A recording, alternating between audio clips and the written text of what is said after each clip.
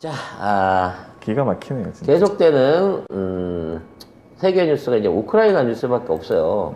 다른 뉴스들도 좀 있어야 되는데, 네. 젤렌스키가 우크라이나가 EU 가입하겠다, 가입 후보국 승인될 것이다라고 큰 소리를 쳤습니다. 얘도 이준석이랑 비슷한 까라예요. 같이 지 마음대로 만났지 뭐. 될 겁니다라고 큰 소리를 칩니다. 네.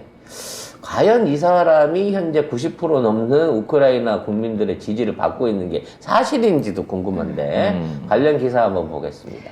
젤렌스키 대통령이 현지 시간 6일 우크라이나가 EU 가입 후보국 지위를 몇 주 안에 승인받을 것으로 확신했습니다.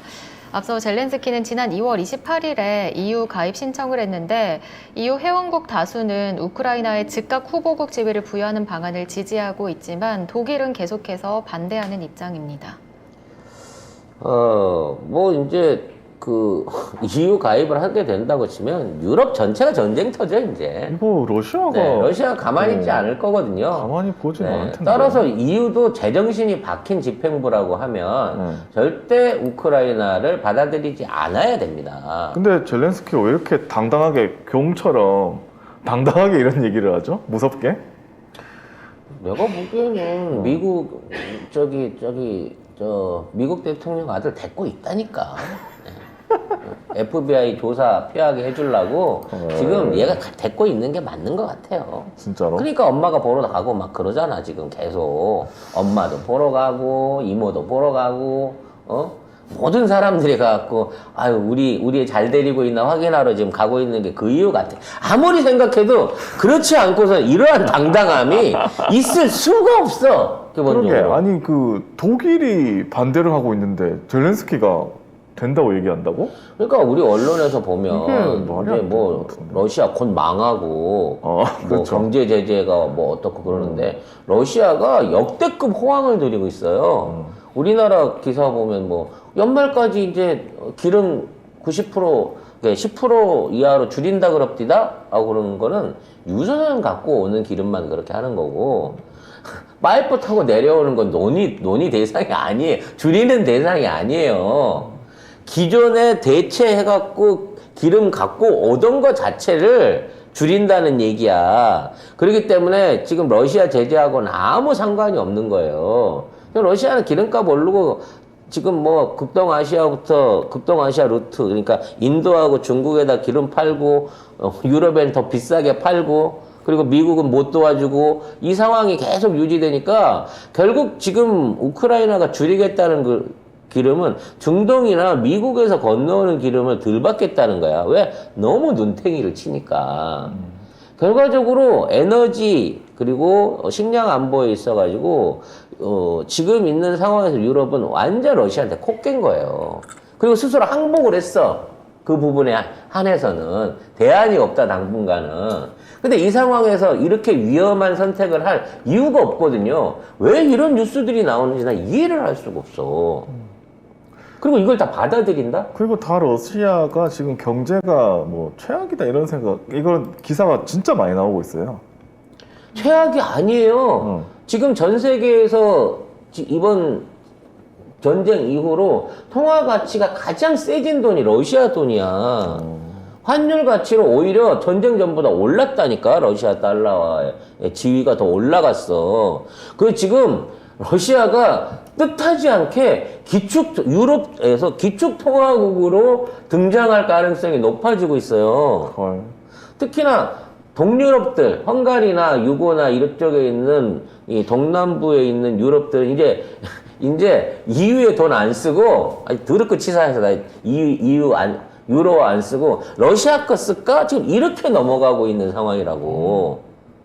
그러니까 러시아 디폴트 상태 만들려고 미국이 달러 안 주잖아요. 안 내주잖아요. 그러니까 러시아가 그래 그럼 루블화로 쓰자 이러면서 그러면서 지금 루블화를 다들 확보를 해야 되는 상황이 됐고 루블화 없으면 위안화라도 받아줄게 해서 러시아하고 중국의 돈이 지금 사실 달러가 돈을 안 내줌으로 인해서 달러 역할을 대신하는 거예요. 대신하고 있고 그다음에 인도하고 중국 같은 경우에는 지금 러시아가 북해산 브렌트유보다 뭐 35달러에서 40배럴당 40달러까지 엄청 싸게 내놓고 있거든요. 그래서 원래 인도가 러시아로부터 수입하던 원유의 수준이 2에서 3% 자기네가 필요한 양의 그 정도밖에 안 됐는데 지금은 뭐 하루에 한 3만 배럴씩 했었다면 지금 80만 배럴을 수입을 해요. 20배가 넘는 거죠? 그래서 평상시보다. 러시아가 수출하고 있는 원유의 3분의 1이 지금 인도로 들어가고 있는데 인도의 정유 산업이 지금 화랑입니다. 무슨 얘기냐면 인도 정유 회사를 통해 가지고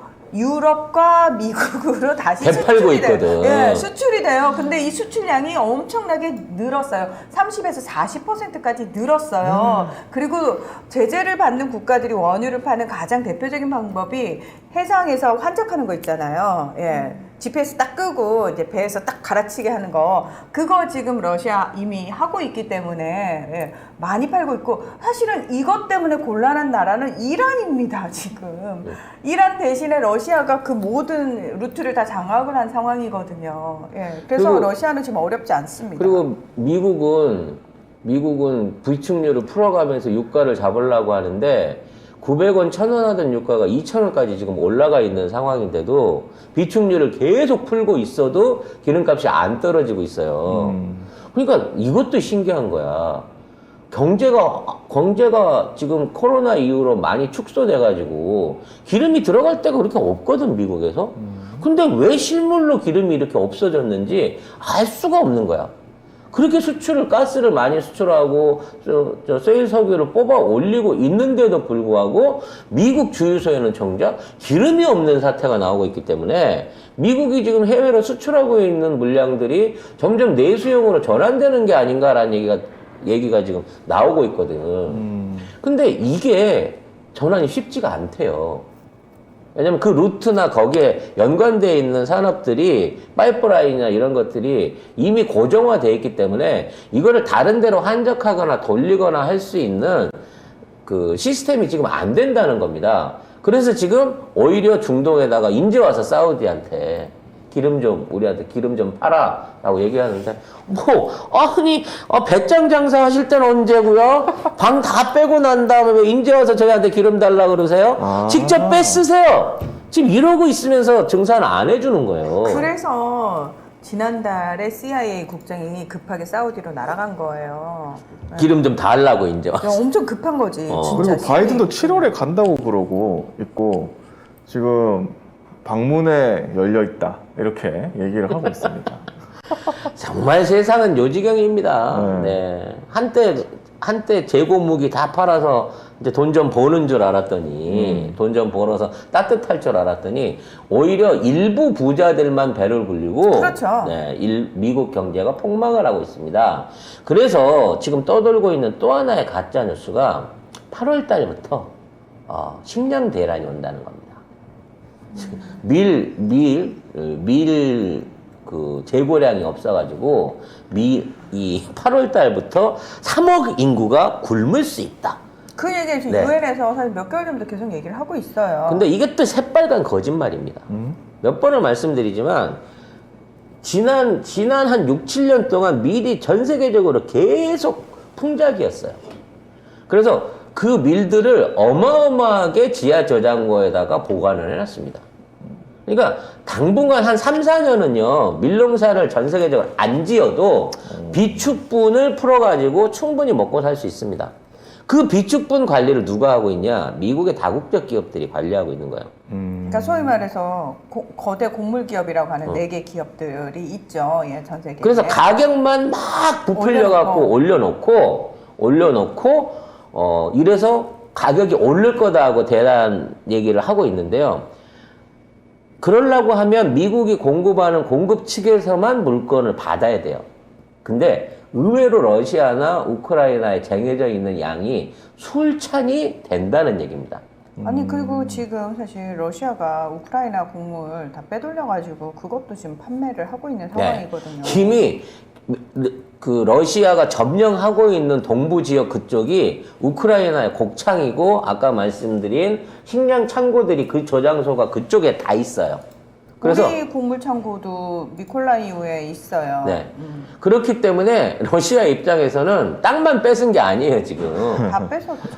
뭐 그 석유 나오는 지역 유전지대부터 시작해갖고 제일 비옥한 농토까지 싹쓸이를 해놓은 상태에서 자 이제 그만 전쟁 그만하자라고 얘기를 하고 있는 상황인 거거든요. 그렇기 때문에 현재 유럽의 전황이라든지 경제 상황 그리고 이런 것들은 전부 다 미국과 가짜 언론들, 서구의 가짜 언론들이 만들어갖고 위험 조장을 하고 있는 거고 그걸 통해서 기름값을 올리고 그 다음에 곡물 가격을 올려갖고 그동안 못 벌었던 떼돈을 벌려고 하고 있는 수작이라는 거예요. 가격이 오른다 하지만 공급량은 줄어들지 않고 계속 어디선가 공급이 되고 있습니다. 근데 중요한 거는 이게 이제 떼돈 버는 건 좋은데 이렇게 되면은 정치인들의 입장이 달라요. 기업인들하고. 정치인들은 이런 식으로 이제 서민들의 물가가 오르게 되면은 표가 당연히 떨어질 수밖에 없는 상황이거든요. 그러니까 그동안은 지난 몇 개월간 부자들 배를 불렸기 때문에 이제 정치인들은 결단을 해야 돼요. 그래서 사실은 계속해서 젤렌스키를 압박하고 있는데 젤렌스키가 배째 지금 계속 얘기를 하고 있어요.